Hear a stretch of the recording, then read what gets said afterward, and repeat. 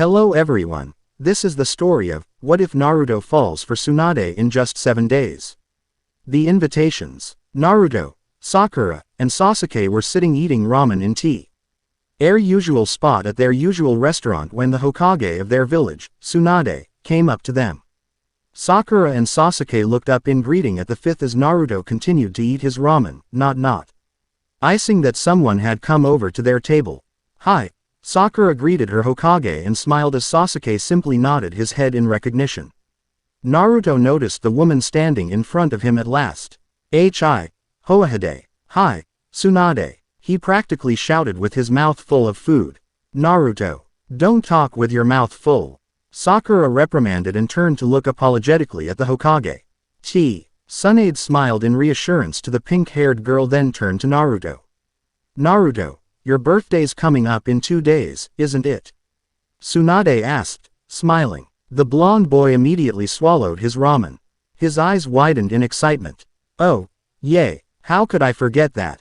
Yahoo! Hey, old hag. Naruto suddenly stopped when he saw the murderous look on the fifth's face. I meant, beautiful Tsunade-sama. Don't tell me you came here just to give me a present. About right. You stupid boy, she chuckled. Since it's your birthday, I'm giving you a week off from your ninja missions. What? But Tsunade, the missions are fun, the blonde protested. Inside, inner Sakura was struggling hard.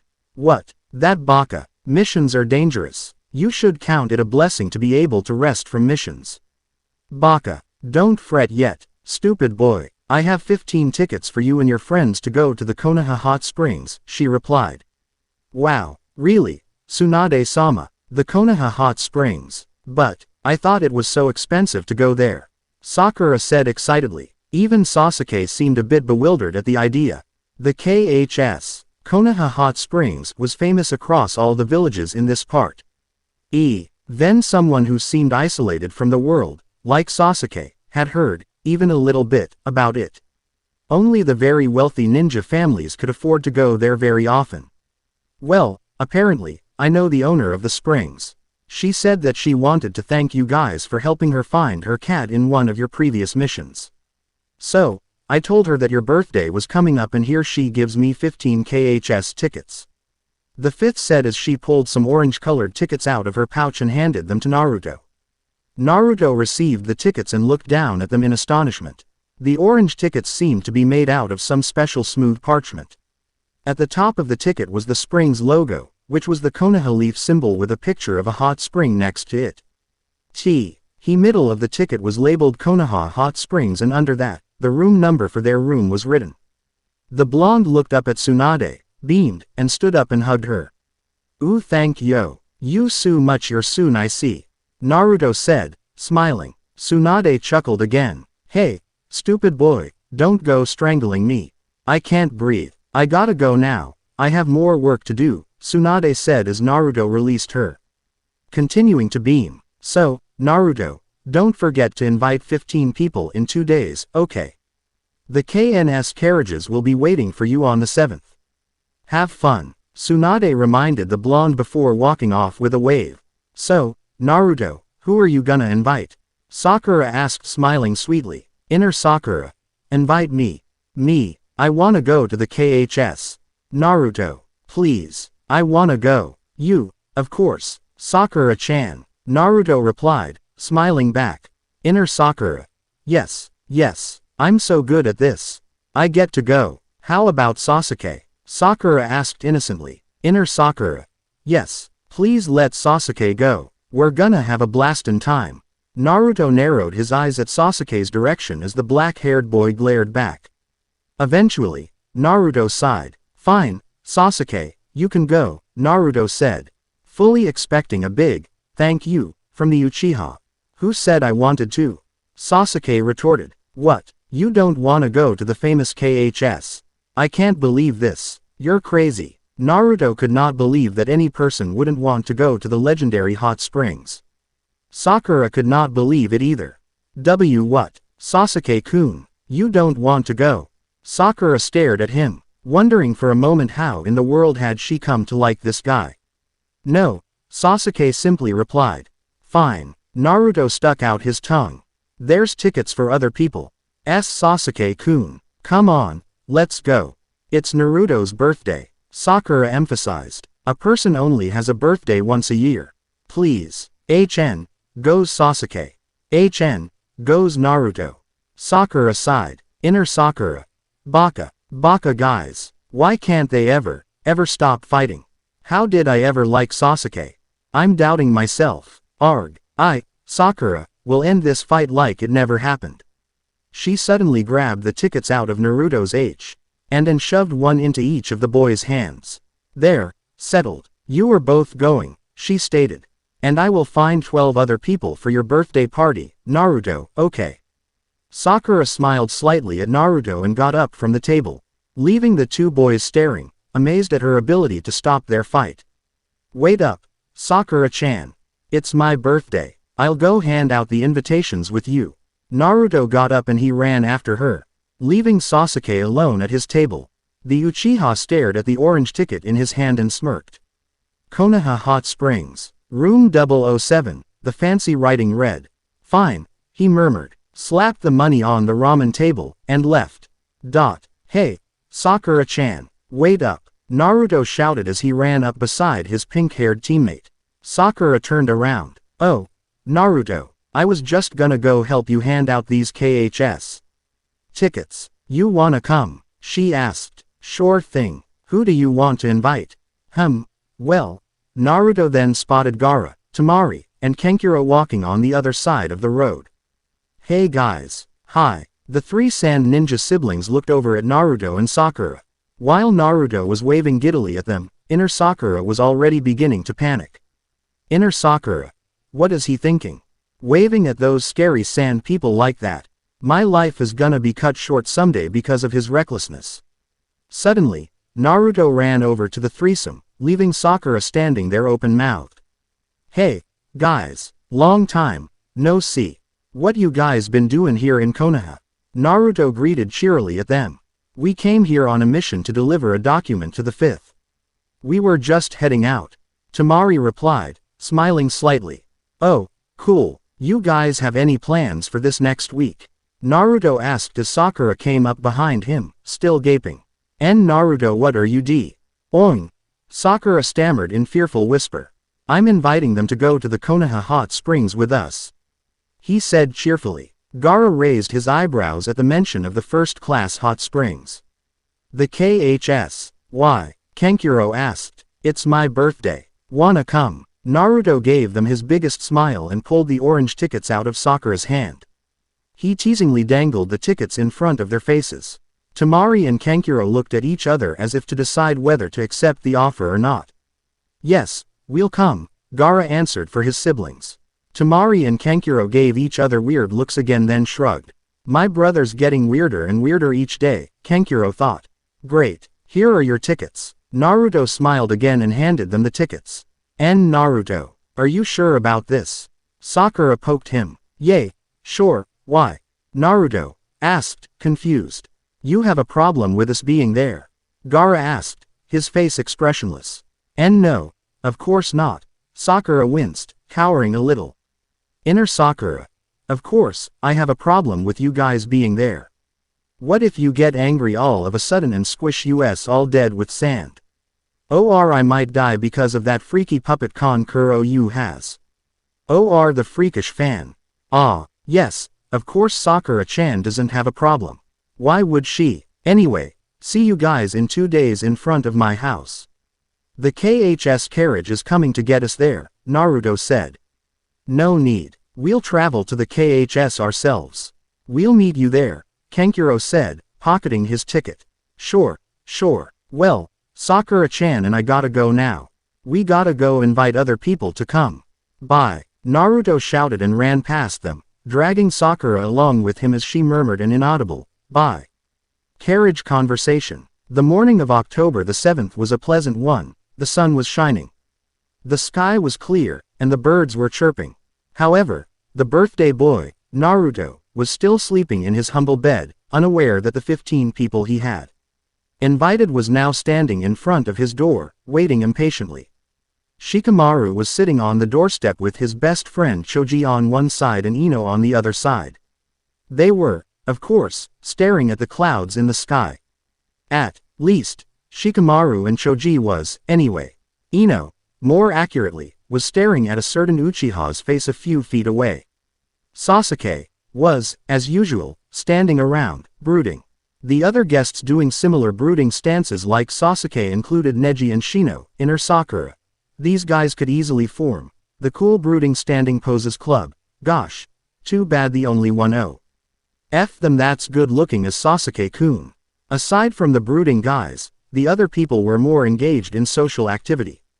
Ten was lively talking to the timid Hinata who kept twirling her fingers nervously while Kiba was engaged in a one-way conversation with his beloved dog.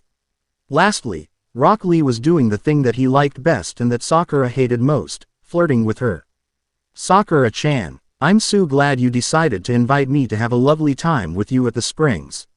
Lee exclaimed, smiling as cutely as he can to her. The pink-haired ninja edged away a little, giving out a sheepish smile. Well, go thank you Naruto, he's the birthday boy. That's okay, Sakura-chan. You're so cute. Lee beamed and winked. Now, Sakura was really freaked out. Inner Sakura. Get out. You're a freaky loser. I will never fall for you. Ever. You're not even good looking. In reality. Thank you. I guess, Sakura answered sheepishly and edged away a little bit more. Well, I gotta go find Naruto. He's not even up yet. And that was how Sakura escaped from Lee's beepy flirting techniques. She quickly ran to Naruto's front door, making Ino, Shikamaru, and Choji get up from the doorstep and banged on it. Naruto, you baka, get up now, hello, she yelled at the top of her voice. No response. Now, Sakura was really mad. As she prepared to shout again, a hand covered her mouth. She turned around to find that it was Sasuke. She gave him a questioning look. You're making me deaf, he replied simply and jumped in the window. Seconds later, Naruto was kicked out his bed and out of the door. Hey, whatcha doin'? I was having this amazing dream where I owned a ramen shop. Naruto shouted, rubbing his head where Sasuke had kicked him. Naruto, Asuke-kun was just tryin' to wake you up. You invited us here to go to the KHS, remember? Ino said, hands on hips. The blonde took a moment to process the information. Oh, yay, I remember now. Sasuke and probably Neji and Shino too smirked.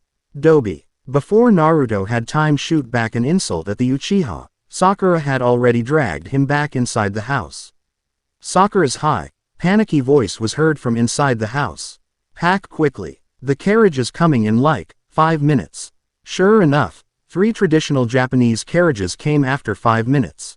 Konoha Hot Springs were inscribed upon the carriages in big, fancy letters. The first carriage included Sakura, Ino, Lee, and Ten. Sasuke, Shino, Kiba, and Neji piled into the second carriage. Naruto, Hinata, Shikamaru, and Choji sat in the third carriage. First carriage Sakura, Ino, Lee, and Ten. Hey, big forehead, will you please scoot over? I don't want to accuse you of having not only a big forehead, but a big butt as well. Ino shot at Sakura. Well, excuse me, but can't you see you're the one taking up all the space? Besides, I can't move any more than this, Sakura shot back. Sakura-chan, if you like, you can sit on my lap. Lee said cheerily. No, go on, big forehead. You got an admirer there, and you can leave Sasuke-kun to me, Ino said, pushing Sakura to the side a little. First of all, Ino, you pig. Stop that immature pushing. Second, Sasuke-kun is not yours, Sakura glared. Nor yours. Ino matched the glare evenly. Excuse me, but do you two have crushes on Uchiha? Ten interrupted. What does it look like? My dear. Ino turned to reply with a pissed-off look on her face. Okay. It looks like I should just shut up for now, Ten replied, pouting a bit. It's okay, Ten. Ignore that pig's rudeness. We can talk. Let's ignore her, Sakura retorted. What, you, $hash. Well, you're the $. Quote exclamation mark. Dollar hash. Quote exclamation mark. Hash dollar dollar dollar dollar and dollar hash dollar and. Goes 10-10 and Lee. Dot. Second carriage Sasuke, Shino, Kiba, and Neji. Sasuke was sitting on one side with Kiba and Neji on the other side with Shino. The mood in the carriage was very intense. It was silence all around. You could hear the creaking of the carriage's wheels on the road. Creak, creak, creak. Sasuke stared at Neji. Neji stared at Kiba. Kiba stared at Shino. It was an international staring contest. I can't take in another moment of this intense silence, Kiba thought. So, the dog lover broke his eye contact with any of the other people and decided to rest his eyes on his dog, Akamaru, instead. Kiba pretended to pet Akamaru to keep himself from yelling like a maniac because of the freaky silence. Creak, creak, creak. So, I'm excited to go to the KHS, how about you guys? Kiba suddenly broke the silence. Quote ellipsis quote, quote ellipsis quote, quote ellipsis quote. So, Kiba went back to pet Akamaru. Dot. Third carriage Naruto, Hinata, Shikamaru, Choji.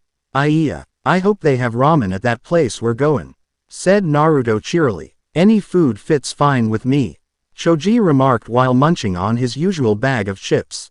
They should have that there, since it's a first-class hot springs place and all, said Shikamaru. Hinata was just sitting beside Naruto, continually twirling her fingers. She hadn't uttered a single word since the trip had started. Naruto seemed to notice this. Hey, Hinata, why are you so quiet today? The blonde asked. And nothing. The Hyuga heir replied very quietly. Actually, she's always quiet, Naruto, said Shikamaru. Want some of my chips? Choji offered the bag to her. And no, thanks. Hey, Hinata, why do you always stammer? Naruto shot another question at the quiet girl. Probably because she's nervous, Shikamaru answered for the girl. Chips could calm your nerves. Want some? Choji offered Hinata the bag again. And no thanks. Hey, Hinata, why do you like twirling your fingers? Naruto asked again. I don't. Because she's nervous, of course, Shikamaru replied for Hinata again. Just try some of my chips, it'll calm your nerves, really. Choji shoved the bag into Hinata's face for the third time. This time, Hinata timidly did take one of the chips and took a mini-sized bite at the edge of it. The guys looked at each other. Wow, that was amazing. So, you feel better now? Choji asked curiously. Why yes. Hey, Hinata, why? Dot. The 12 teens arrived at the Konoha hot springs in due time, which was about noon. Now, the sun was high above and the heat was very unmerciful. Sakura and Ino stumbled out of their carriages, still bickering and throwing each other glares while Lee and Tenten followed behind sheepishly.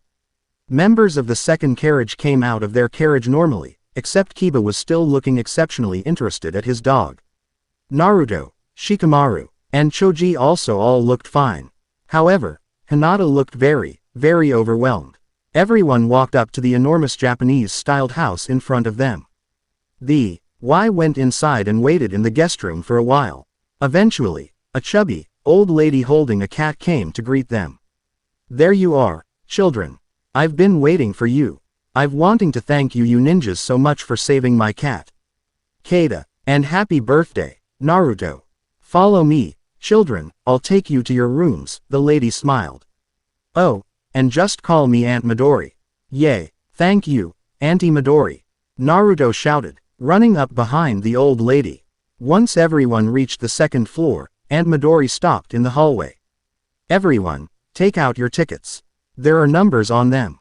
TCH them with your room number and there, you have your room. Oh, yes, children, you may trade tickets if you want. Just let me collect them later at dinner time, okay?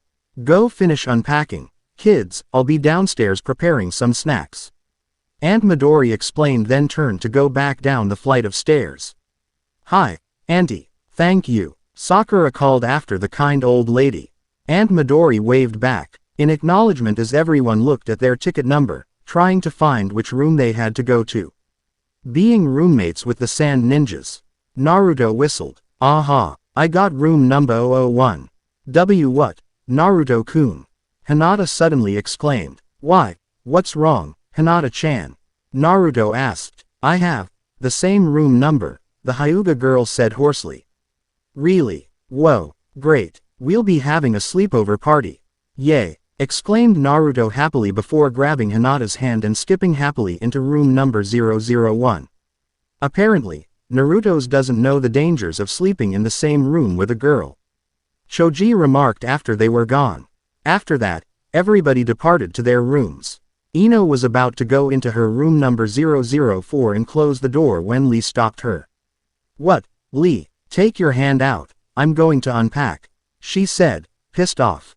Oh, but Ino-chan, I have room number 0042 too. Ino paled visibly. You don't mean, we have the same room? Of course, Ino-chan. Isn't that great? I'll be able to protect you all night long. You can rest your senses while you're here, Lee said happily. Ino edged the door open a little bit wider then put her hands on her hips. Look here, loser. I am not, and I repeat, not, going to spend the night sleeping anywhere within 100 feet near you. So get lost, trade tickets with somebody, and don't come back here and let me see your face again until you do what I told you to do. Ino prepared to slam the door then opened it again. Oh yay, loser, I forgot something. I'd prefer it if you'd trade tickets with Sasuke. Slam. Lee stood there a while, still dumbstruck by Ino's harsh greeting. HMPH. No matter how bitchy that was, a gentleman must take all the bitchiness without complaining. Lee tried to think positively. So, he trudged on his way to do Ino's bidding. Meanwhile, Shikamaru walked up to the room with the number 002 on its wooden door. He put his hand on the doorknob and turned.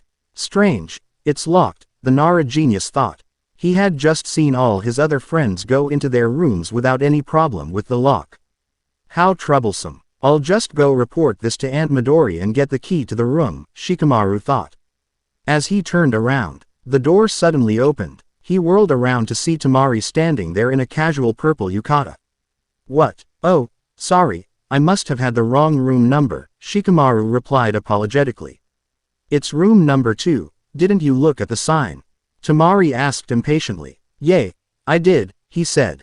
Tamari raised her eyebrows, waiting for a further explanation. And my ticket says room number 0022. But since you're already there, Shikamaru tried to explain better. Then it is your room then, Tamari said, opening the door wider. Come in. There's 2 beds. I expected a roommate, but I didn't know it would turn out to be you. Shikamaru dragged his stuff into the room and put it on his bed. What he thought was his bed, anyway. Hey, genius, that's my bed. I picked the one by the window. Where'd all your sharp analyzing skills go, huh, genius? Tamari picked up Shikamaru's stuff and somewhat violently threw it on the other bed. Whoa, whoa, easy there woman. Shikamaru raised up his hands in defense and edged his way to the other bed. He lay down with his hands behind his head and stared at the ceiling. Tamari stood there, looking at him for a while. Aren't you going to unpack? Genius. Shikamaru turned his head slightly to look at the sand ninja. No. Tamari continued staring at him. Shikamaru sighed. Fine, fine, I'll unpack, ho. W troublesome. The lazy Nara genius slowly sat up and stared at his bag. Tamari grinned approvingly at Shikamaru and sat down on her own bed. It's hot in here, she spoke suddenly out of pure randomness. What do you want me to do? Shikamaru said tiredly. Who told you I wanted you to do something? Tamari said sharply and got up. She went to the corner of the room to get her fan. Shikamaru's eyes almost popped out of their sockets when he saw what she was about to do. Hey, hey, hey, stop it right there, woman. Your fan is going to destroy the whole room. Tamari gave him a frightening glare.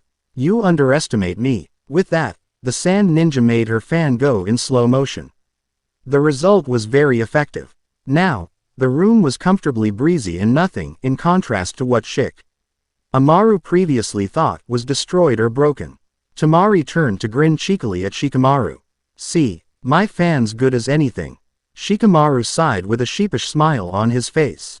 Why don't you just use the air conditioner? Because I like it only at nighttime, Tamari simply replied. Arg, I don't understand you women. Very, very troublesome indeed. Tenten walked into her room and dumped her stuff on the floor. Being a normally disorganized person, she took off her shoes and threw them, who knows where. She did the same thing with her socks.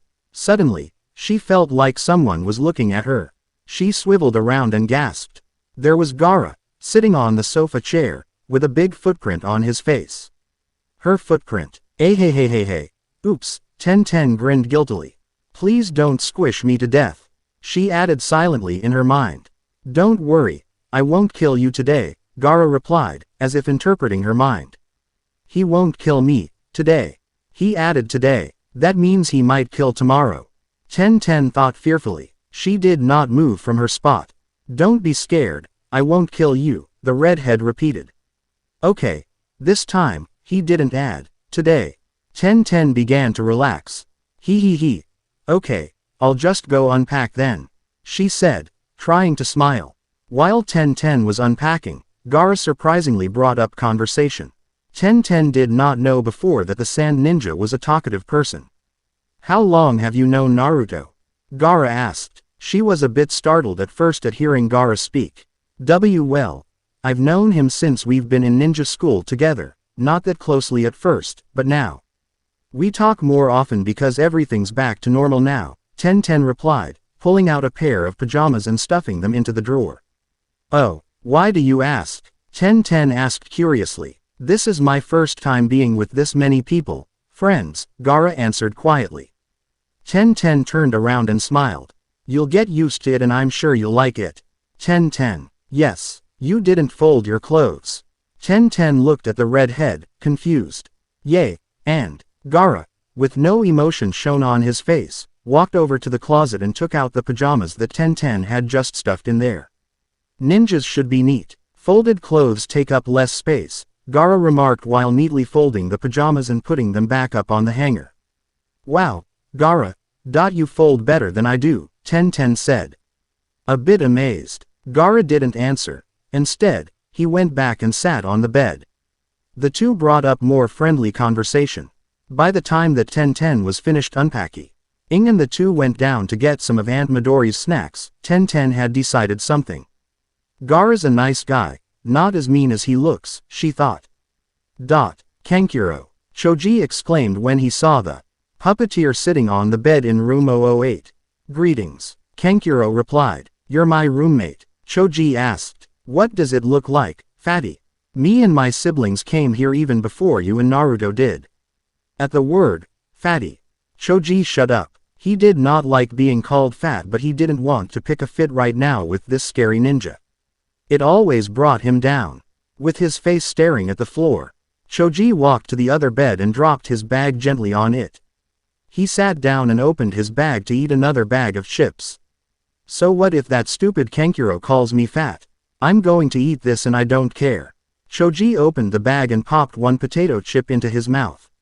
Even though he had his back to Kankuro, he could feel that Kankuro was still staring at him. May I have one? Kankuro suddenly spoke. Choji turned around. He was a bit reluctant. He just called me fat and now he wants my chips. Choji turned around again and continued to eat his chips. He pretended not to hear. Okay, I'm sorry then. You're not fat, Kankuro spoke up again.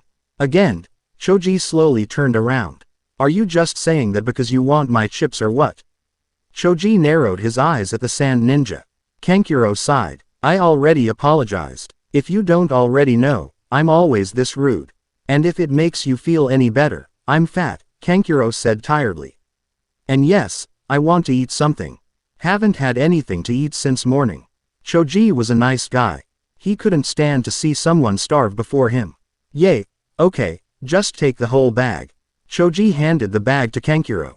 Kankuro accepted the bag and the two began munching chips together until Aunt Midori called them down. That evening, both Choji and Kankuro had found a new friend. You want that, Auntie Midori, Auntie Midori? Naruto shouted, banging slightly on the table. Yes, the kind old woman asked as she carried some smoothies and crackers to the table. What is there to do here at the KHS? Hinata was sitting next to him with Sakura on the other side. The other people there were Choji, Kankuro, Ino, Lee, and Tenten. The others were obviously still unpacking or went off wandering on their own. Aunt Midori rubbed her chins.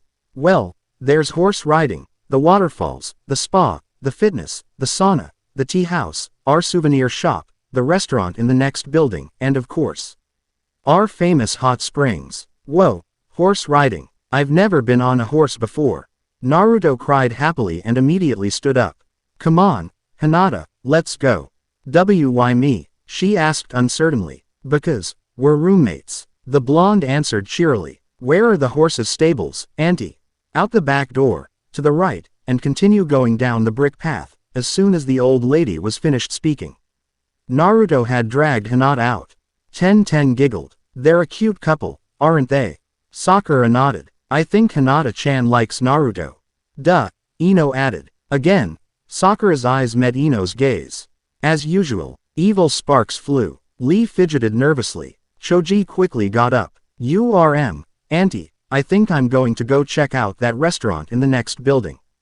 You come in, Kankuro. Choji made up a reasonable excuse. Yay, sure, Kankuro replied. The two guys hurriedly exited through the back door. Now, the only people left at the table were Sakura, Ino, Ten, and Auntie Midori. The old woman was, naturally, a peace lover and did not like fights. Girls, why don't you go find something to do? Aunt Midori gently suggested. Fine, I'm going to the sauna. I'm going to get thinner for Sasuke-kun. Ino sang as skipped out the door. Ten released the breath that she had been holding. Although she was sure that she could beat the blonde girl when it came to fighting, she was still a bit fearful of Ino. Ino had a pretty violent temper. Her eyes rested on the girl next to her, Sakura. Well, Sakura had an equally violent temper, but somehow, Ten did not feel threatened.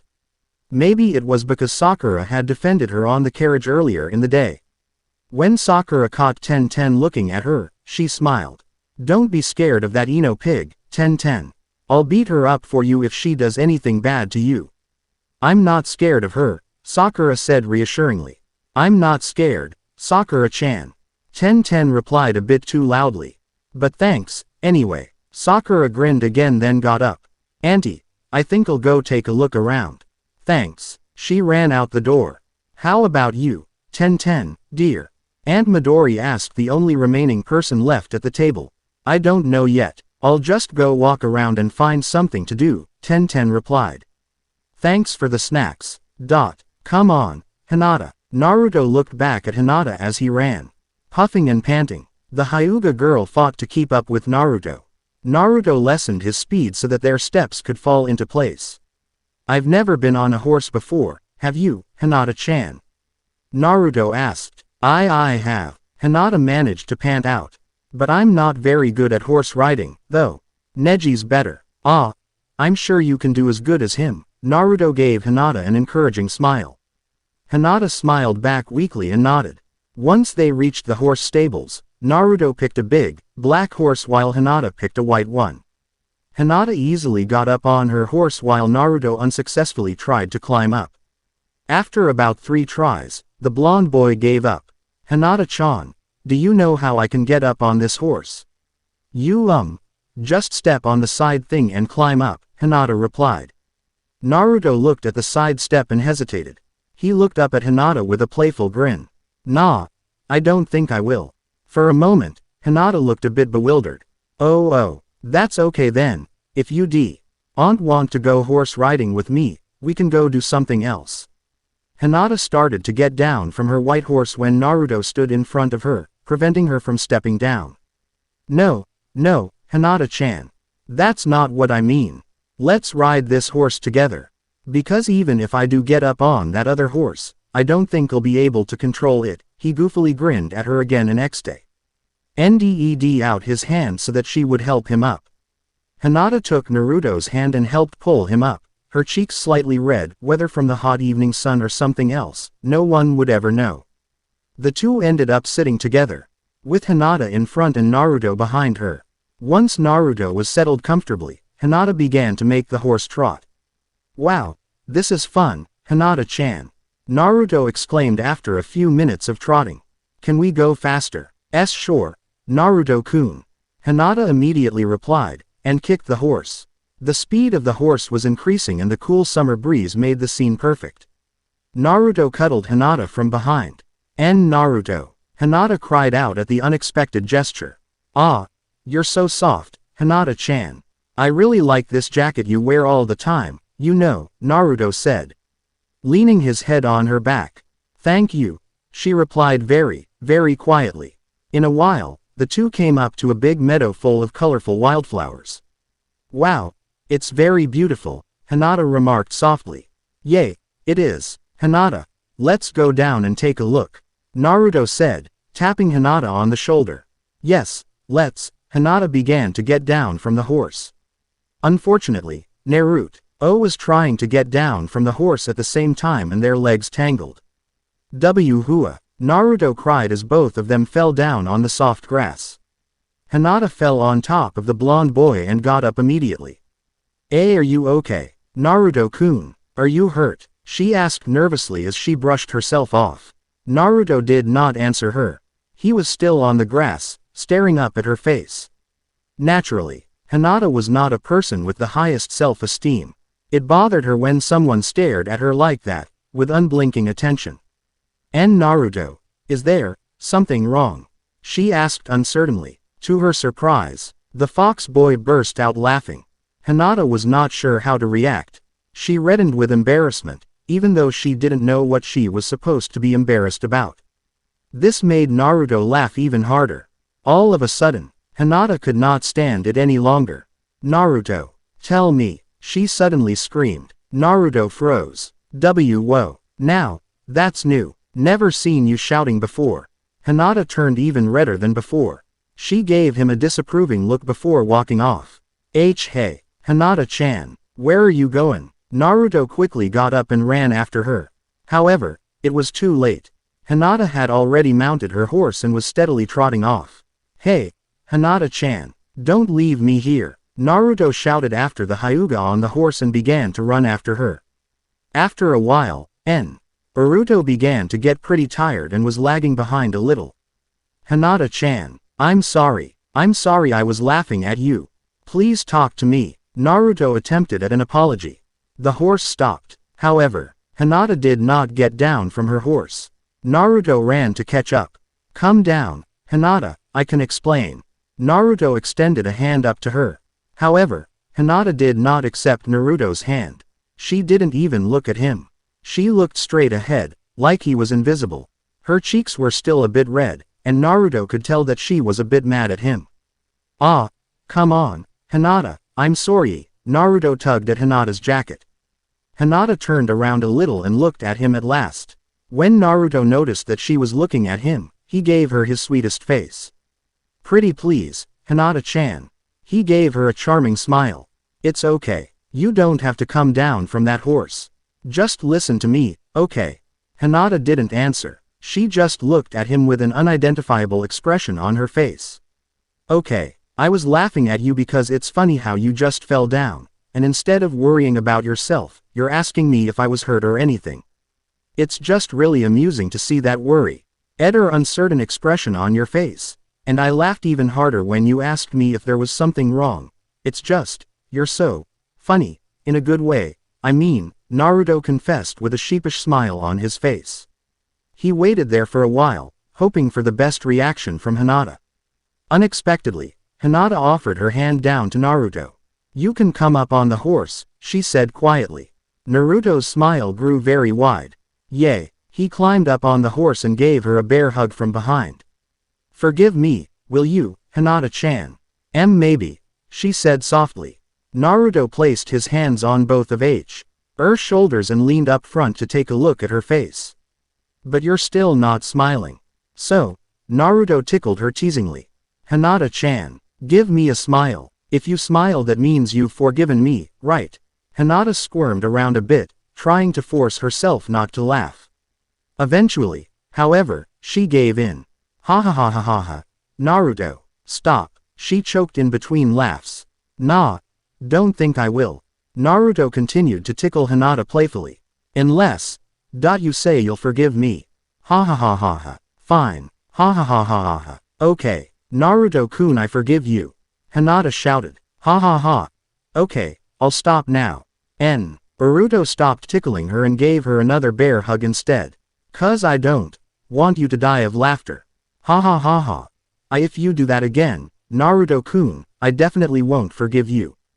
Hinata remarked cheerily. "Oh, really, Hinata-chan, we'll see, we'll see." Even though Sakura told Aunt Midori that she wanted to go out and explore the place, she doubled back to her room. Part of the reason she came back was because she wanted to see Sasuke, for no particular reason at all. When she first found out that she got to be in the same room as him, room 007, she had quickly dumped her stuff on her bed and walked out of the room. Sakura was not sure why she did that, but she suspected it was because she wanted to compose herself before meeting alone with Sasuke. Or maybe it was out the awkward situation that she was going to get to sleep in the same room as him. Sure, she could have traded her invitation card with someone else to get a different room number. But she didn't, because, well, she simply had a crush on him. Also, Sakura suspected that if she told everyone that she wanted to trade rooms, Ino would be the first one to trade with her. And Sakura would rather die than give Sasuke over to Ino. Ino was her forever rival, and Sakura did not like losing. Sakura also had no intentions at all to trade with Ino, because she did not want to spend the night with Lee. Akira opened the door and stepped into her room. Her room and Sasuke's room. She saw Sasuke sitting on his bed, staring out of the window. His stuff was already all unpacked neatly into the closet. Well, Sakura had expected no less. Sasuke narrowed his eyes at her when he saw her. "Hi, Sasuke-kun," said Sakura, smiling cheerfully. As Sakura had already assumed, Sasuke did not reply to her greeting. He just lifted his glance from her and continued sitting there, staring into space. Sakura almost sighed, but her inner self told her to cheer up. "Patience, Sakura, patience. Sasuke-kun's always like this, but he's really nice if you get to know him, and plus, he's not at all bad looking. I'm just here to unpack my stuff. I hope I'm not bothering you." Sakura beamed at Sasuke again. "Do what you want." Sakura happily nodded and merrily unzipped her bag and started to put stuff into the closet. After she was all done, she turned around to Sasuke. Apparently, he had been sitting there, staring at her while she was unpacking. Inner Sakura. "Yay, at least he's looking at me. So, Sasuke-kun, don't you want to go out and explore what they have to do around here?" Sakura asked happily again. "No," he simply replied. Inner Sakura. He's antisocial. How did I ever grow to like the guy? Okay. Patience, he'll come around.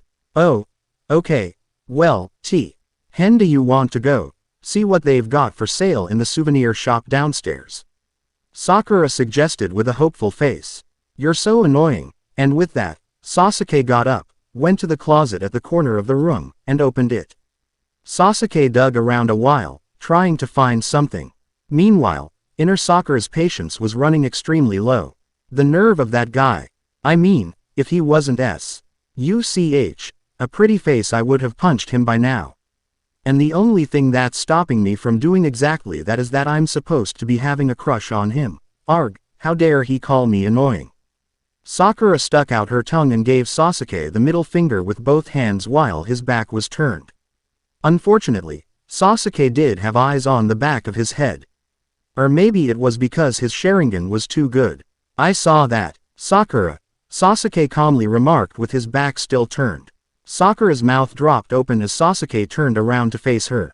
Apparently, he had found the wallet he was looking for and he stuffed it into his pocket. He gave her a weird look. "Didn't know you liked giving people the middle finger just for that," Sasuke stated coolly. Sakura was super embarrassed. Inner Sakura. "Oh, shit. This is great. Just great. And I'm supposed to be having a crush on him. Great. Sasuke-kun. I don't know what you're talking about." Sakura made up a lame excuse. Sasuke smirked. "I'm sure you don't know, Sakura." He walked to the door of the room and opened it, prepared to go out. "What are you waiting for, Sakura? You said you wanted to go somewhere." He asked impatiently. What? I thought you said Whatever, Sakura, you're so annoying, Sasuke said, walking out and closing the door behind him. Sakura stood there, transfixed for a while. Hey, Sasuke-kun, I'm going too. Wait up. Sakura ran after him. Soon after, Sakura caught up with Sasuke in the hallway. Inner Sakura. Wow, yay, now my patience has paid off. I wanna see what Ino Pig's gonna say now. Ha ha ha ha ha. I'm going to. Where were we going again? Yay, anyway, with Sasuke-kun. After a while, the two reached the souvenir shop. Sakura wandered around to look at various stuff, randomly picking up cute keychains and examining them enthusiastically. Sasuke, meanwhile, just walked around looking at stuff with a very uninterested look on his face. Then, Sakura spotted a beautiful pink yukata with patterns of white sakura flowers on a clothes model. She went over to touch the sleeve. Wow, this is so beautiful, Sakura said in awe. But most likely too expensive, she silently added. Sasuke had come up to stand behind Sakura. You want that? He asked blankly. Yay, but, miss, how much is yukata? Sasuke called impatiently to the shopkeeper. The shopkeeper came over and gave Sasuke the price, a staggering price, which Sakura was in too stunned a mood to remember. The Uchiha took out his wallet and coolly paid for the pink sakura patterned yukata.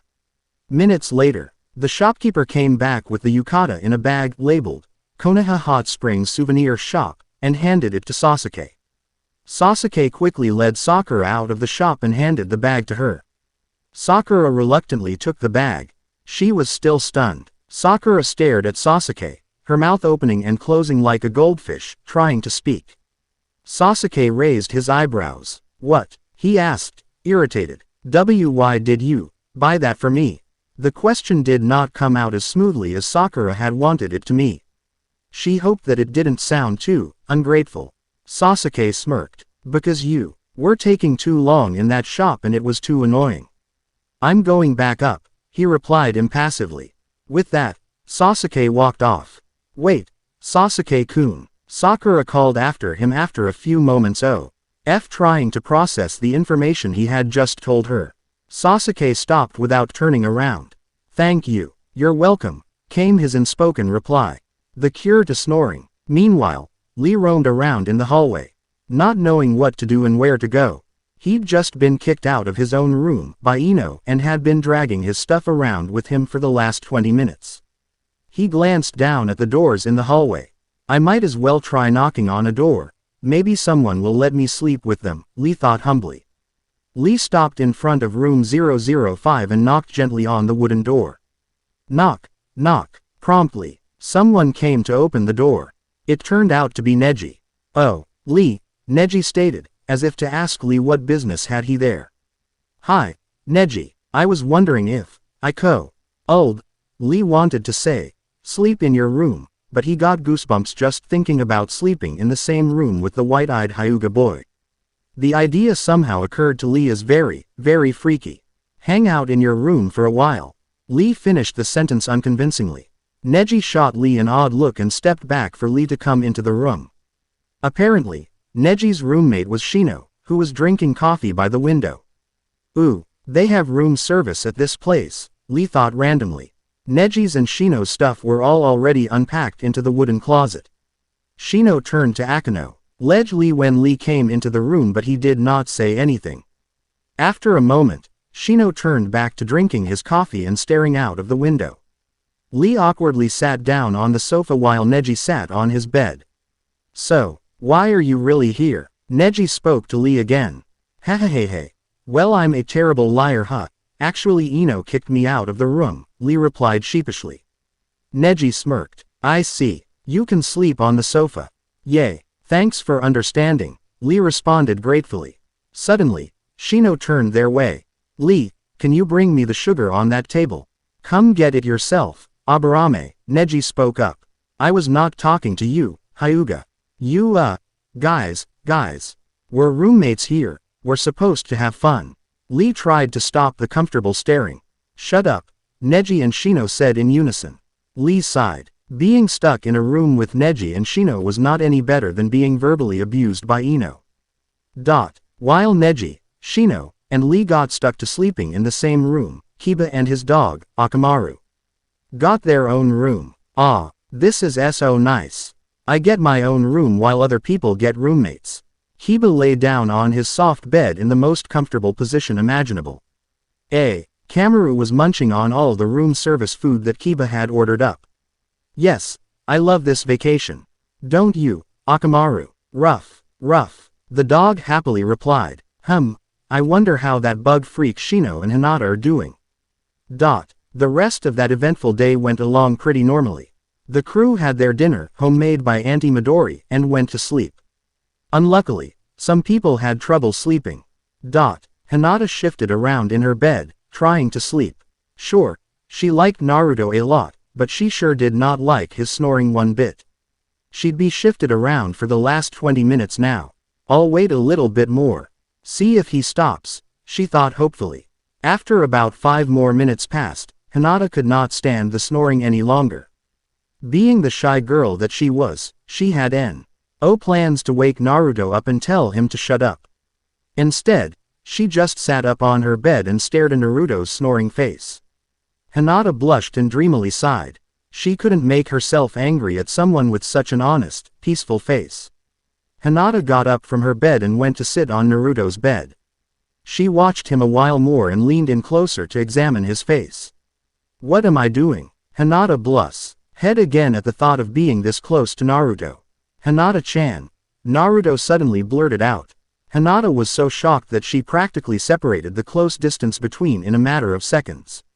Naruto. Hinata whispered quietly in response to his calling her name. Naruto did not reply, and Hinata realized with relief that he had just been talking in his sleep. She let out the breath that she had just been holding.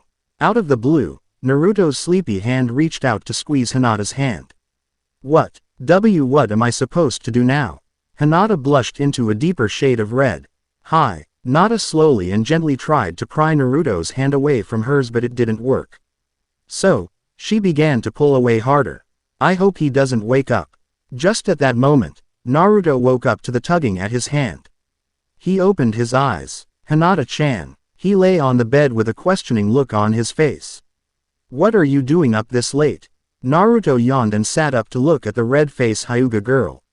Naruto. I was. Hinata did not know how to explain. The situation could be very well misunderstood by Naruto. Naruto took a look at Hinata for a while and put his hand on her forehead. What is it, Hinata-chan? Are you sick? Naruto rested his hands on Hinata's forehead for a while. It was a bit hot, probably from her blushing so hard. Naruto's eyes widened. Hinata-chan, you're sick, he exclaimed worriedly. It's okay. Naruto-kun, I'm not sick, Hinata said timidly. Please don't worry about me. I'm sorry for interrupting your sleep. You can go back to sleep now, Naruto-kun. You sure, Hinata-chan? Naruto asked again with that concerned look on his face. Hinata was just blushing too hard. She trembled and backed away a bit. Naruto continued to examine the Hyuga girl, trying to think about why she might be up. Then, all of a sudden, he grinned at her slyly. Ooh, I know, Hinata-chan, you're trying to take advantage of my cute self while I was sleeping, is that it? Naruto asked teasingly and gave her his sweetest smile. No, Naruto-kun, it's not like that. Hinata blushed even harder, if that was even possible, and backed away a little bit more. Naruto, however, scooted up closer to her. Hinata-chan, don't be so shy, I know you like me, he grinned mischievously. Hinata's eyes widened. What? How did you? Hinata gasped when Naruto leaned in closer to her. What is he doing? Is he trying to beat me? I was just kidding, Hinata-chan, Naruto whispered playfully into Hinata's ear. Oh, Hinata exclaimed, getting red again. Phew, I thought that was going to be a kiss, and I almost let out that I like him. Naruto took a look at Hinata's red face and chuckled lightheartedly. You're so funny, Hinata-chan, you actually took me seriously. No one ever does that. You know. Gee, that was mean, Naruto-kun. Hinata remarked, frowning lightly with her face red with embarrassment. Hinata, don't be mad at me again, okay? Even thought you look so cute even when you're frowning. Naruto gave her his most charming smile again. Hinata cracked a smile. I can always forgive Naruto-kun when he's this cute, she thought dreamily. The Hyuga girl ended up giggling. Naruto took another look at her and laughed good-naturedly along with her. Hinata-chan. Actually, I know that you can't sleep because of my snoring, is that right? Naruto asked Hinata when the two were done with the giggles. Well, Hinata did not want to state the obvious. Ha ha ha ha ha. That's okay, you can say it, Hinata-chan. I forgot to take my snoring medicine Tsunade gave me anyway. He grinned at her sheepishly and got up to get his medicine. Hinata shyly smiled at Naruto's dark form taking his medicine. She got into her own bed and pulled the covers over herself. When Naruto finished taking his medicine, he walked over to her bed and sat on it.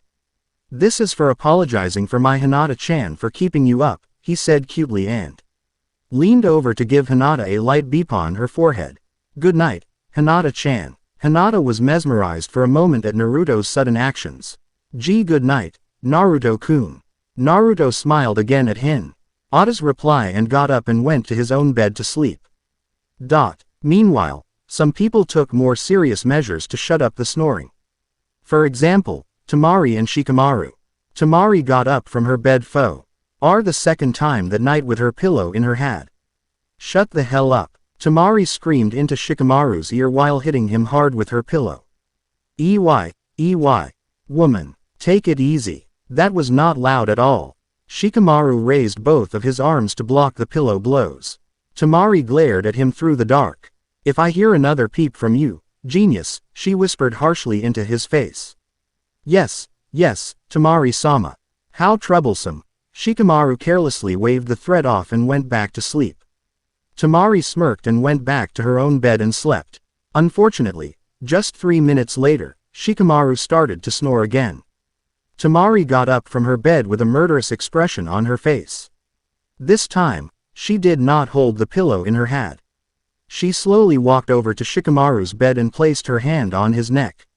His eyes fluttered open immediately as she began to strangle him. Hey, stop strangling me. I can't breathe. Shikamaru choked, attempting to pull Temari's hands off his neck. I told you this would happen, she hissed at him viciously. Don't underestimate me. Temari lifted Shikamaru off the bed, holding him by his neck. Her eyes sparkled at him as she smiled at him triumphantly. Shikamaru looked down at her with a shocked expression on his face, at first. All of a sudden, Temari felt her muscles freeze. She couldn't move. Her eyes widened at Shikamaru's now smirking face. The shadow jutsu, Temari stammered with a hint of fear in her voice. Shikamaru smiled at her coolly. He pried Temari's now weak fingers from his neck. Woman, I'd have to admit you're pretty good. It's troublesome that I have to use my shadow jutsu this late at night, Shikamaru remarked, smiling casually at Temari's pissed-off face. Let go of me, Temari growled through gritted teeth. Sure, woman. It's too troublesome and tiring to use the shadow jutsu too long anyway, Shikamaru decided, and then released the sand ninja from his shadow jutsu. Temari gave Shikamaru a death glare and growled. How am I gonna shut you up and get some sleep then, idiot? Shikamaru shrugged, yawned, and carelessly got into his bed again. Temari silently fumed. She felt Lee K punching the lazy ninja on the bed in front of her, but she knew better. Even though Shikamaru gave the appearance of being asleep, Temari knew that he was aware of what she was doing. Then, Temari's eyes spotted the bandage roll on the bedside next to Shikamaru. Her eyes lit up and she smiled. Temari quickly tore a small strip of the bandage off of the roll and lightly pasted it on Shikamaru's mouth. Shikamaru's eyes shot open when he felt the bandage on his lips. He gave Temari a questioning face. Temari determinedly beamed back at him. She put one finger on Shikamaru's lips to smooth out the bandage. After that, she bent down and poked one of Shikamaru's cheeks with her finger. Apparently, Temari was amused at how annoyed Shikamaru looked when she did that. So, she pinched both of Shikamaru's cheeks and stretched them. Temari giggled at Shikamaru's even more annoyed expression. Hey. Now, genius, she mocked. This should keep you quiet the rest of the night, nay. Shikamaru gave Temari an exasperated look. He lifted his hand up to peel off the bandage, but she caught his hand. Don't. I want to get some sleep tonight, she told him in a playful but warning tone. Shikamaru gave Temari another annoyed look. She giggled again and bent down and planted a small beep on Shikamaru's bandaged mouth. His eyes widened at what she did. His face went unexpectedly red. You look quite cute there, genius, she exclaimed happily and skipped into her own bed. How troublesome, Shikamaru quietly murmured, a long while after Temari had gone to sleep. His cheeks were still red. The rest of the night, the Nara did not utter a sound. Gain 1, lose 1. Sakura tossed and turned in her bed. I am in the same room as Sasuke-kun. The same room. This is so exciting. EV. And if he isn't really doing anything much, but this is like a life experience for me. Sakura thought happily, almost letting out an excited squeal. She turned her body to face Sasuke on the other bed. Sasuke, unfortunately, was faced away from her. Sakura watched Sasuke's body went up and down, indicating of his gentle breathing. Ah, he's even cute from behind. Is it wrong to think that we're destiny? I mean, he doesn't seem to like me much, but first we've been put in the same team, then we accidentally get the same rooms. Ah, I'm hopeless at this. A dreamy smile crept onto Sakura's face and she stared at Sasuke's back for a few more minutes. It's getting annoying, Sakura. The dreamy smile was instantly wiped off of Sakura's face. Inner Sakura. What? He knew. This is so exciting. Okay. Wait, that's not the point. Oh, right. He knew. I guess I'll just pretend I don't know anything then. Sakura quickly rolled onto her other side to pretend that she was sleeping. To perfect her acting, she even tried to breathe slowly up and down to give the impression that she was really sleeping. Only, her heart was still beating fast at the nervousness of being discovered. Then, she felt a hand on her shoulder, pulling her back to where she had been looking before. Sakura, with a blushing face, knew it was Sasuke, but she pretended to groggily open her eyes. What's up, Sasuke-kun? She asked sleepily, looking up at Sasuke's face above hers. I can see through your bad acting, Sakura. He raised her eyebrows impatiently. Inner Sakura. What? My life is OVVVVERRR. I. Sakura stammered, trying to look away. She was quite unsuccessful because Sasuke's face was right above hers and there was nowhere else she could avert her eyes to. Do I bother you that much? Sasuke suddenly asked out of the blue. That you can't even sleep? Inner Sakura. Yes, exactly. You bother me so much. Because I like you so much. WHO cares about sleeping. In reality. No, Sasuke-kun, you don't bother me. It's nice being around you. Sakura gave a small, shy smile. Sasuke looked a bit taken aback at that last statement but quickly turned it into a self-satisfied smirk. You like me, don't you, Sakura? He asked emotionlessly, sitting on her bed. Sakura didn't answer. Of course Sakura liked him. But what was she supposed to say? Yes, she just reddened and sat up. Inner Sakura. Why, oh. Why do you have to ask the obvious? You know the answer, Sasuke-kun. Even though this is a romantic moment, but anything could go wrong. Why do you keep on trying? I always ignore you anyway. Don't you ever get it into your head that you're really annoying? Sasuke looked at her with emotionless eyes. This time, Sakura did sigh. She'd refrained herself from sighing many times before when he said that she was annoying. But this time, she couldn't hold it back. This time, the things Sasuke was telling her were too straightforward. Basically, he was telling her honestly to just be off and never mess with him ever again. And it was making her heart break. She never knew that it would make her so sad all of a sudden. She thought that the thing she had for Sasuke was just love. Something that'll go away in a few months' time. Unfortunately, Sakura was wrong, and it hurt. I get it, Sasuke. Sorry for wasting your time all this time. I promise, I'll never annoy you again, Sakura whispered softly. Her face was down and her hair was covering her eyes. Sasuke couldn't see what her face was like.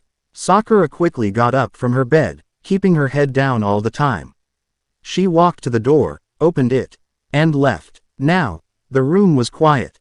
Sasuke sat there on her bed, staring at the door that Sakura that just exited.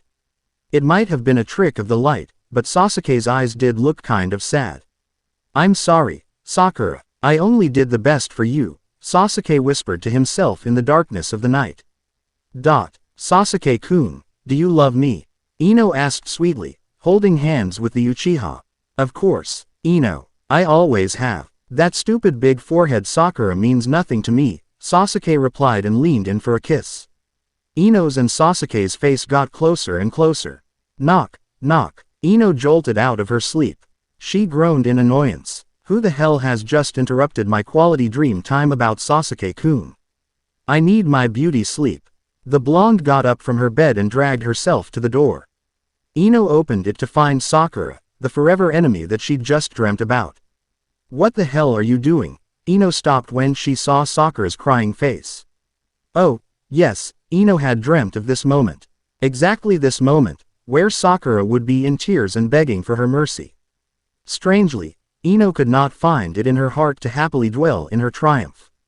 Victory was not as sweet as Ino thought it would be. Actually, it was just the opposite. Ino was shocked to see her ex-best friend crying at her door. See, come in, Sakura-chan.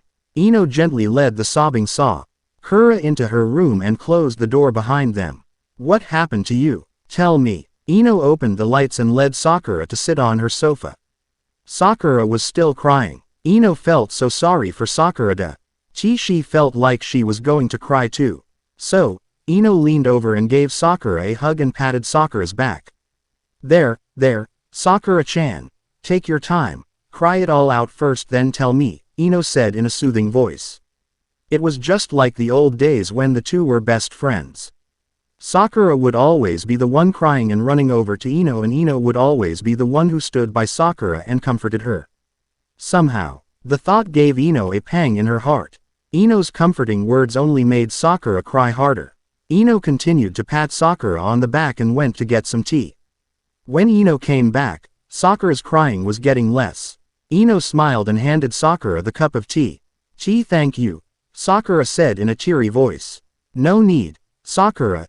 Ino sat beside the pink-haired girl and continued to pat her back. Sasuke. He told me. Sakura let out a sob and cried a little before she continued. He doesn't want me to mess with him anymore. He hates me a lot, he said. Sakura couldn't finish her sentence and burst out crying. Ino gave Sakura another hug and patted her back. Calm down, Sakura-chan, everything'll be alright. What did he tell you, Sakura? Ino asked gently. He said, I was annoying. Sakura replied in between her sobs. What? That bastard Uchiha. You're not annoying. Sakura-chan, don't listen to him. Ino said hotly in defense of Sakura. Sakura stopped crying a little and then looked at Ino. But, Ino-chan, I thought you liked him. Sakura asked with tearful hiccups. Ino shook her head with a furious expression on her face. I won't like any bastard that insults my best friend, Sakura-chan. Sakura's eyes widened. Friends, Ino. Ino hadn't realized that she'd blurted the words, best friend, out in front of Sakura. Ino reddened a little. Why yay, Sakura-chan. Ino said a little too loudly. If you want to, that is, Ino added in a softer voice. Sakura's sad face slowly turned into a big smile. I'd love to be your best friend, Ino-chan. Ino grinned back as widely as Sakura had. The two girls hugged each other for a long time. Then, Sakura whispered softly into Ino's ear. Ino-chan, you don't have to do this for me. You know, you can still continue to like Sasuke if you want. I promise that this time, it won't affect our friendship, because my friendship with you is what I value most, over some guy that doesn't even care about me. Ino pulled away from the hug and looked into Sakura's green eyes, filled to the rim with tears of both happiness and sadness. Sorry to disappoint you, girlie, but a guy with that kind of attitude, I'm not interested. Ino said confidently. Sakura smiled gratefully at her friend. Thank you, Ino. If you weren't here, I wouldn't know where to go and what to do at all. Thank you for everything. That's what best friends are for, right, Sakura-chan? Who cares about that bastard? Ino remarked cheerily. Right, Sakura enthusiastically replied with a big smile on her face. Inside, However, Sakura knew that letting go would be very, very hard. The next morning was bright and shining, just like the day before. Ten woke up to the song of the door opening. She opened her eyes to see Gaara grabbing his gourd and preparing to go out the door. Why up so early? Ten asked sleepily. Things to do, Gaara murmured darkly before slamming the door behind him. Weirdo, Ten thought to herself. Gaara, apparently, had a very important business to finish. Although he might seem a lot like a party pooper at first, he somehow did manage to remember that Tom Oro was Naruto's official birthday party. He appeared in the meadow field behind the horse stables 10 minutes later, still carrying his gourd. Then, the redhead walked over to a nearby tree and leaned on it. Temari's words flashed through his head. What activities do they do at a birthday party, Temari? Gaara asked, sitting on the kitchen table, staring at his food. Well, I'm not experienced in social issues, but, Temari paused, thinking. I think you have to give Naruto-kun something, as a present. Gaara raised his eyebrows. A present? Why? As a celebration for his birthday. Of course, you might want to give him something he likes. Something Naruto likes, the Sand Shinobi wondered out loud. Gaara was thinking so hard that he did not hear someone come up behind him. Yo, Gaara, my bro. What business brings you here? Kankuro greeted him cheerfully. Choji was behind Kankuro and hesitantly nodded, in a bit of fear of Gaara. Just thinking, Gaara murmured. Kankuro raised his eyebrows and looked over at Choji, who just shrugged. Then, Gaara, we won't interrupt your thinkin' then. We'll just get going, Kankuro said and then started to walk off with Choji. Wait, Kankuro, Choji, Gaara suddenly said. Kankuro stopped and turned around. What is it, Gaara? As for Choji, he was quite confused as to why Gaara wanted him to stay too, not just Kankuro. What does Naruto like? Gaara asked, his face void of emotion. What? Why do you want to know that, Gaara? Kankuro asked, giving his brother a weird look. Birthday. Gaara simply replied. Oh, I know. He likes ramen, I think, Choji ventured to speak. Hey man, but Gaara can't give Naruto a bowl of ramen as a present. Kankuro said, trying to think of what else Naruto liked. Why not? Because, brother, I don't quite think it's a social thing to do, Kankuro explained. But you can if you wanna. I think Naruto will like anything you give him. Then help me think of more things he likes. Gaara leaned back on the tree again to think. Naruto likes ramen. Fighting. I can't think of any more, Choji rubbed his head. Gaara closed his eyes a while, as if he was thinking very hard. Kankuro and Choji curiously stared at the redhead all the while. When Gaara finally opened his eyes, both Kankuro and Choji gave the redhead questioning looks. Choji, what jutsu does Naruto like using? Gaara questioned, crossing his arms seriously. Well, I'm not that close to him but I know that. He likes using the BP no jutsu in front of Iruka-sensei, Choji replied. Okay. I know what to give him, Gaara stated with a now confident look on his face. Kankuro and Choji looked at each other with weird looks on their faces. Whatever my brother has planned. It's gonna be super weird, Kankuro whispered into Choji's ear as Choji sheepishly smiled in reply. Gaara was now rubbing his hands together, a very curious plan forming inside his red head. What appeals to the eye? Here, Akamaru, look. Isn't she beautiful? Kiba asked his pet dog. The thing that Kiba was referring to was a small Shih Tzu that he was holding in his lap. Akamaru barked in reply to Kiba. Kiba continued to gently pet the Shih Tzu. Suddenly, the little Shih Tzu jumped off of Kiba's lap. Then, it just ran off and began barking at Lee, who had just walked by. Hey there, little dog. Is this your new dog, Kiba?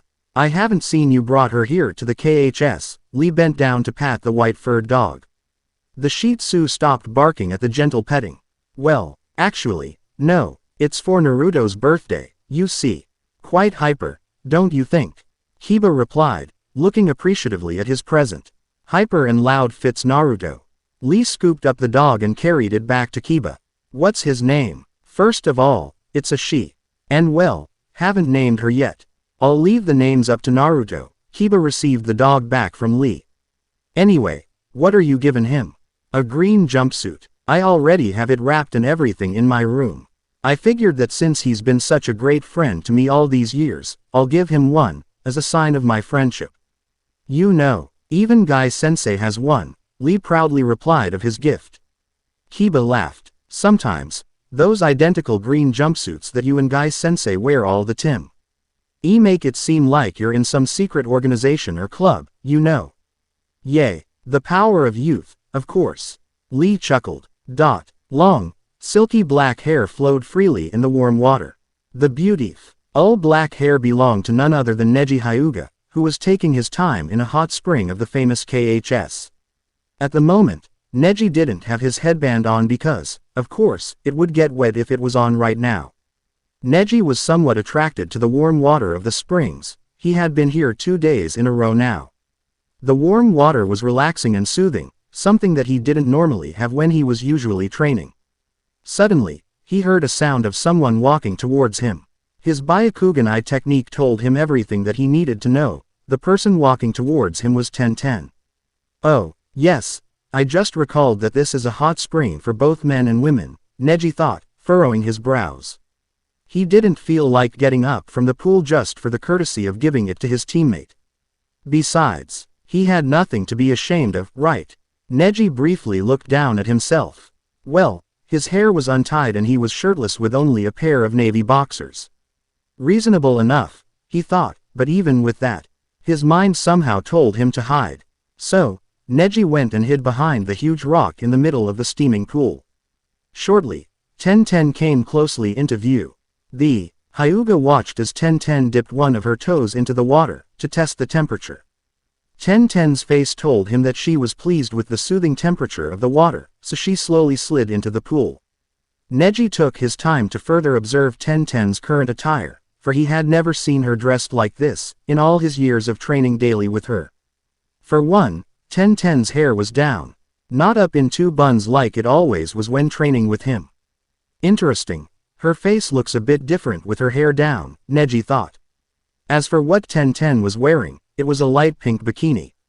Even more interesting, the first time seeing her wear this less clothes, contemplated Neji. The average normal guy would have gone, whoa, look at that, if they had seen Tenten. But, of course, the white-eyed Hyuga was anything but normal. His changing hormones never showed in his face or in his attitude, if he had any hormones at all. There was the time when who could possibly flirt with almost anyone. With the exception of Sasuke and Neji, tried her flirting techniques on the Hyuga. The blonde had untied her ponytail, sweet-faced, and sweet-talked at the Neji all at the same time. Needless to say, none of Ino's flirting techniques did work. Neji didn't even seem slightly wavered at the flirting. It was as if Neji had all his hormones under strict control. Ah, feels so good, Tenten moaned, leaning deeper into the water. The thought suddenly occurred to Neji that he was stalking her. Why am I hiding anyway? I have nothing to be ashamed of, Neji thought. The idea of being a stalker did not appeal to him at all, so, the Hyuga decided to come out from behind the rock. Oh, hello, Neji, Tenten said, flushing when she saw her white-eyed teammate appear from behind the rock. How long were you behind that rock? A long time. Oh, okay. Well, yay, Tenten lamely finished her sentence, her face still red. The two sat in silence at opposite sides of the steaming pool for a while. Neji was emotionlessly staring at Tenten while Tenten was pretending not to notice and looking anywhere else but at Neji. Gosh, this kinda beeps. I mean, I was planning to just have a good time and relax in the pool for a while, but Neji just had to be here. I mean, it's not like I don't like being near him or anything, he just makes me nervous sometimes, not to mention I'm a bit self-conscious of myself in this bikini. I'm not normally this self-conscious, but Neji can make anybody nervous. Tenten shuddered at the thought. Tenten, you look nice today, Neji suddenly said in a casual tone of voice. He draped his arm at the back of the pool, his white eyes still looking at her nonchalantly. Excuse me, Neji. Tenten sat up a bit from her position in the pool. tucking her hair behind her ears with a bewildered look on her face. What has gotten into Neji-kun? I must have misheard something. I said, you look nice, he repeated calmly. I don't even have any idea why I said that, Neji thought, his face expression never changing. Oh, thank you, then, Tenten smiled slightly blushing. You probably look nice too. Wow, I hadn't misheard, he actually complimented me, that is a rare happening, Tenten thought, a bit shocked but pleased. The Hyuga raised his eyebrows. Probably. Well, what I meant was, Tenten didn't know how to answer. She took another look at him. Well, Neji's shirtless. What? Shirtless. Tenten's eyes got wide when she finally realized the truth of the awkward situation. Not only was she in a bikini with Neji, she was also in the same pool with him and he was shirtless. Now that had to mean something significant, something Tenten didn't want to admit. The something was that Tenten had always had a secret liking for the Hyuga. She didn't want to admit that she found this moment enjoyable. Moreover, she didn't want to admit that he looked good, for a shirtless guy. Why you don't look half bad? Tenten finally replied. Gosh, no, I'm stammering so much I'm turning into a second Hinata-chan. Neji chuckled a bit. Stubborn, aren't you? The Hyuga leaned deeper into the water. Again, Tenten reddened. Let's talk about something else, Tenten offered, pouting a bit. Up to you. Well, how's your training going? Tenten could not think of anything more interesting to say. That was so lame. So damn lame. Usual. Neji sat up a little. Why are you always so interested in my training? Because, well, first of all, you're my teammate. And, well, I have to admit I admire you even more than I admire Lee because, well, you're good, replied Tenten, her face flushing a little. Thank you, then, teammate, Neji said, smiling a little. Then, it went silent again for a long time until Tenten spoke up again. Why'd you hide behind that rock before I came? She asked curiously. Neji hesitated, answering for a moment. When Tenten thought that he wasn't going to answer after all, he spoke. To watch you. Neji was unaccustomed to lying to a teammate.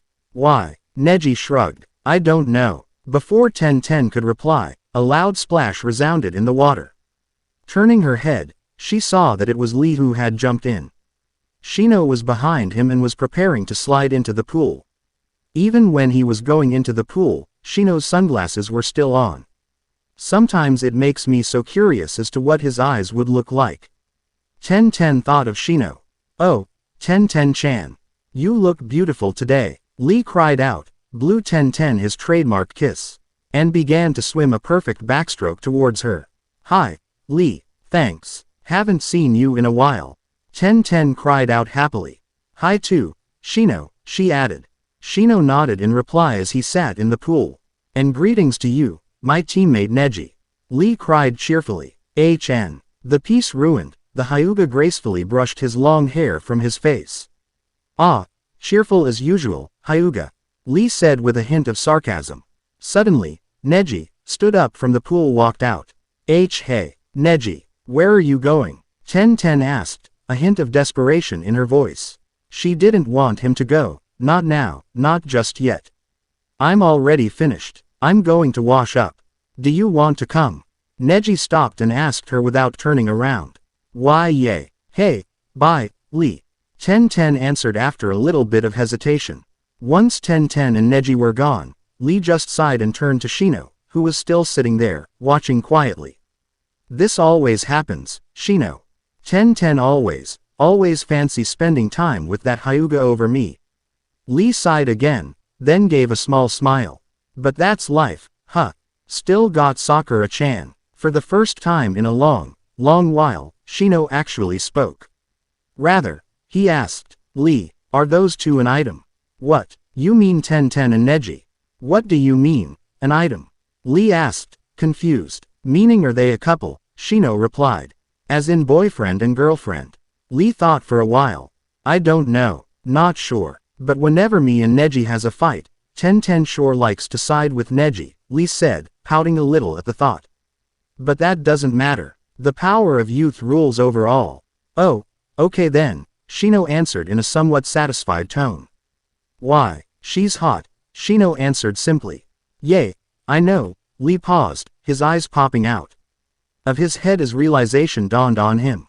What, you, Shino, the forever unemotional freaky bug guy, oh, man. Don't tell me, Shino raised his eyebrows at the exasperated Lee. What's your problem? Don't tell me you're gonna be hitting on 1010. Lee almost shouted. Shino shrugged. Why not? She's single and pretty. Now, Lee was fuming. I am not going to let you onto my teammate. I'd rather have Neji with her than you with her. Quote, why? Because, I don't know why, but I just think they fit together better. I, the green beast of Konoha Hot Springs, will stop your evil plan. Lee posed, in the midst of the steaming pool with a determined look on his face. Okay, try, again, Shino shrugged, not even bothered by Lee's previous statement. Sweat ran down Ino's face as she worked on the running treadmill. She looked over at the pink-haired companion next to her, who was currently vigorously spinning an exercise bike. Ino and Sakura were currently in the fitness center of the Konoha Hot Springs. The morning after the Sasuke incident, Ino had tried her best to cheer Sakura up. And Sakura had tried her best to forget about that bastard Sasuke, according to Ino, and be happy about her reunited friendship with Ino. As most people are informed, Ino is very concerned, you could say obsessed, about her fitness, or rather, thinness. So, Ino had dragged Sakura to the place where she would always release her stress, the fitness. A small smile crept onto Ino's face when she looked over at Sakura's face. Sakura seemed to be concentrating more on spinning the bike than worrying about some guy. After about 20 more minutes of their working out, with Sakura changing the exercise equipment from the exercise bike to the rowing machine, Ino began to gradually slow down. Let's stop, Sakura-chan. I'm tired now, puffed Ino, jumping down from her running treadmill. Sakura nodded, stood up, and stretched. Ah, this feels so good, doesn't it, Ino? Yay, it does. Ino paused, considering for a moment. Well, actually, no. But I'm doing it anyway because it makes me thin. Sakura giggled. Never thought I'd say this, but I'm glad we're friends again, Sakura said happily. Ino grinned. She was somewhat proud that she had at least managed to cheer her pink-haired friend up. Yeah, I'm glad too. The two girls gathered their stuff and began to walk out of the fitness room. Well, who should be there but Sasuke, walking past them in the other direction. Sakura's world froze momentarily. He looks the same as always. It's as if nothing ever happened, Sakura thought, her heart dropping to the ground. However, Sakura was determined not to show her weakness any longer. The pink-haired shinobi's face turned into a replica of Sasuke's face, cold and hardened. Apparently, Ino was thinking the same thing. I won't let my friend or my friendship be hurt ever again, the blonde thought, giving a glare Sasuke's way as he walked past. Sakura-chan, wanna go hang out at the spa with me? Ino said in a loud haughty tone, making sure Sasuke would hear. The Uchiha behind them continued to walk as if he didn't hear anything. But Ino knew that he had heard. This is good for the game. Now he'll know Sakura-chan doesn't care about his stupid attitude. Smirked Ino in triumph. Sure, Ino-chan, that'd be fun, replied Sakura in a pretend casual tone, completing the scene. Birthday preparations. And Naruto-kun. Hinata shook the sleeping boy on the bed. Please wake up. The blonde fox boy shifted from his position but didn't wake up. Hinata sighed. And Naruto-kun. Today's your birthday. Don't you remember? Hinata said timidly. Hearing the word birthday vaguely in his mind, Naruto pried one eye open. It's your birthday today, Naruto-kun, Hinata repeated. Wouldn't you like to wake up? Oh. Naruto sprang up excitedly from his bed. Yay, he turned to Hinata, flashed her an adoring smile, and pulled her into a crushing hug. And Naruto, Hinata cried out in embarrassed surprise. That's my birthday hug for you, babe. Naruto smiled cheerfully, making Hinata blush. Ah, don't tell me you didn't like it, the blonde boy faked a pout. And where's my birthday kiss? This made Hinata blush even harder. The Hyuga heir quickly got up from the bed. And Naruto-kun, I'll be downstairs, helping preparing for your birthday. Please come down at about noontime. Hinata stammered, quickly turning around to hide her red face and starting out the door. Suddenly, Hinata felt something tug at her wrist. It was Naruto, grinning teasingly yet again at her. His eyes told her that he wasn't planning to release her anytime soon. But where's my birthday kiss, Hinata-chan? Naruto walked up closer to her, saying all this in a seductive whisper. Hinata couldn't find the strength to speak, let alone even stammer. Now, his face was so close to hers that their lips could almost be touching. Hinata's face was on burning fire. Suddenly, pinched Hinata's cheek and his face changed from its previous serious expression to a playful expression. Ha ha ha, caught you again, Hinata. Naruto smiled at her cutely. Why you're being mean again, Naruto-kun. Hinata tried to resist her urge to just give him a birthday kiss. Naruto laughed good-heartedly and released his grip from her wrist. I'll let you go this time, Hinata-chan. But you still owe me a birthday kiss. I'll be going now. Again, Hinata blushed prettily as she backed up and went out the door. As Naruto was showering and preparing to come down, almost everyone was busily preparing for the birthday party. Aunt Midori and Hinata was helping out in the main kitchen to prepare for the food while Ino, Sakura, and Lee were busy with the decorations. Over in Shikamaru's section, arranging the tables and chairs. Shikamaru lazily dragged over 2 chairs and put it in coordination with the table. Finished now. How troublesome, the Nara genius muttered under his breath. Finished your ass, Nara genius, came a voice behind him. Shikamaru's hair pricked up on the back of his neck. He knew that voice only too well. The only woman scarier than his own mother. Tamari. What's wrong, woman? Shikamaru casually stated as he turned around to face her. What's wrong? What's wrong? Very funny. Open your eyes once in a while and look at what you're doing. There are 8 chairs on that side of the table. There are 7 on this side. Go get one more. Oh, and don't forget that you need tablecloth, the spicy sand ninja said as a matter of factly. Shikamaru sighed. Look, woman, you don't need to get that upset over the loss of one measly chair. Shikamaru gave her an exasperated look. Tamari glared back. Go get that chair and tablecloth before I'm going to beat you again, just like last night, remember? Tamari said in a triumphant tone. She knew that he was uncomfortable about this kind of stuff. Sure enough, the Nara's face turned bright red. After muttering his trademark, "How troublesome," remark, he walked off to get the chair and the tablecloth. A few moments later, Shikamaru came back with the stuff.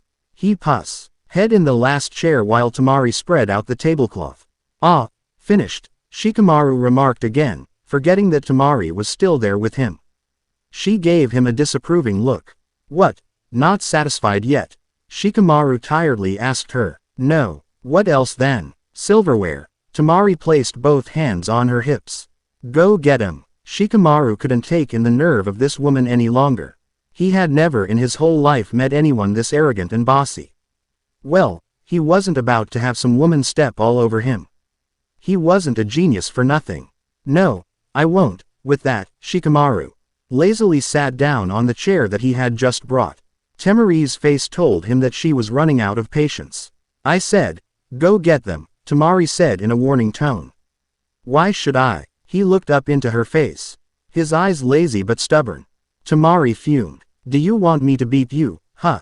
Like last night. You were so red, Tamari threatened, trying to make Shikamaru embarrassed so that he would give in. Inside, Shikamaru was as humiliated as hell, but he kept that from showing in his face. Fine, go on, I don't mind, he replied, standing up and looking down into her bewildered face. Would you mind making it a French beep this time? Tamari was shocked. She was so angry that she lifted up her fist and tried to punch him.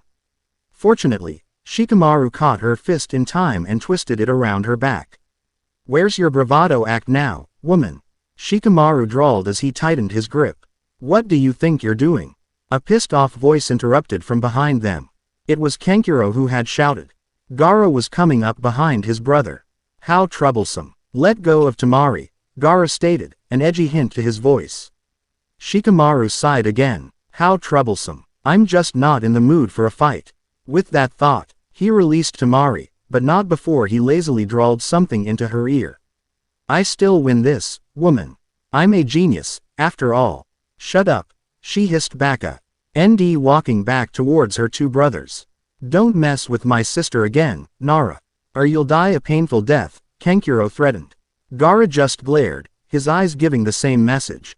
Yay, the Nara replied carelessly. Troublesome woman, with even more troublesome brothers, he thought. Over in Neji's section, preparing the beeptails. Despite what other people might think of Hyuga Neji, he was surprisingly good at preparing beeptails. Back at the Hyuga mansion, where Hinata prepared the tea all the time, Neji always was the one preparing the beeptails and special drinks for his other family members. Neji was at the beeptail stand, shaking the drink in his hand. Next to him was Tenten, who was supposedly now his beeptail apprentice. When she asked him if she might learn how to prepare a drink, he surprisingly accepted. Neji, for the avocado daiquiri, how much ice? Tenten asked, preparing to pour in a bit of light rum. Immediately, Neji caught her hand before he could pour anything into the beeptail shaker. The golden rule of a bartender is to never put the liquor in before you put the ice.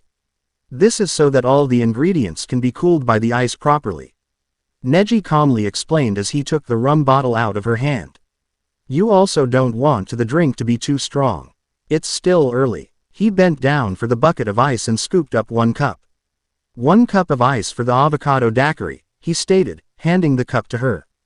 Tenten took the cup and poured it into the beeptail shaker. Okay, thanks. Now, what? She asked. Some lime juice should do, Neji replied, turning around to look for the lime juice. Apparently, the place where the bowl of lime juice was supposed to be was empty. Instead, somebody was holding it. When the Hyuga looked up, he saw that someone was Shino. Tenten-chan, the lime juice, Shino said unemotionally, handing the bowl to Tenten. Thanks, Shino. Neji was somewhat annoyed that Shino just had to come and interrupt his lesson. But, the Hyuga decided to ignore it and continued to give instructions. Tenten, you need to put in 3/4 of an ounce of that lime juice, Shino finished for him. Neji was getting annoyed. Get lost, Aburame. You were interrupting my lesson. Neji shot a look towards the by guy's way. I'm trying to help her here, Hyuga, Shino replied, his face as same as always. Tenten looked in between the two guys nervously. Oh, no, I don't want a fight to start now. Why? Oh, why did Shino have to interrupt? Shino, thanks a lot for offering to help me, but I think Neji can help me. Tenten spoke up uncertainly. She tried to sound as grateful as she could. Neji smirked. Whatever you say, Tenten-chan, Shino simply replied and walked off. But only because you say so. After that, Neji and Tenten resumed preparing their beeptail. So you prefer me over him? Neji asked as he put the lime juice into the shaker. Tenten looked surprised. Of course, Neji, you're my teammate. After all, Tenten replied, her face turning slightly pink, even though she had said nothing embarrassing. Neji turned and gave her one of his rare smiles. Good, then. In the background, Lee smiled. Yes, Shino's hitting on Tenten didn't even work.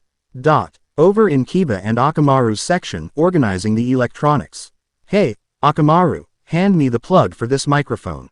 Kiba told his dog while examining another random plug. Woof. Akamaru ran and carried the plug in his mouth to Kiba. Ha, thanks, Akamaru. The boy plugged in the plug and tried to test it. 1, 2, 3. Testing. 1, 2, 3. Woof. Yay. Works fine, Akamaru. Just wait, my friend. Today I'll be the ultimate spotlight of the party with this microphone. Woof. Woof. Akamaru cried in agreement. As for Sasuke, he's probably out brooding somewhere. To be continued, and thank you for watching.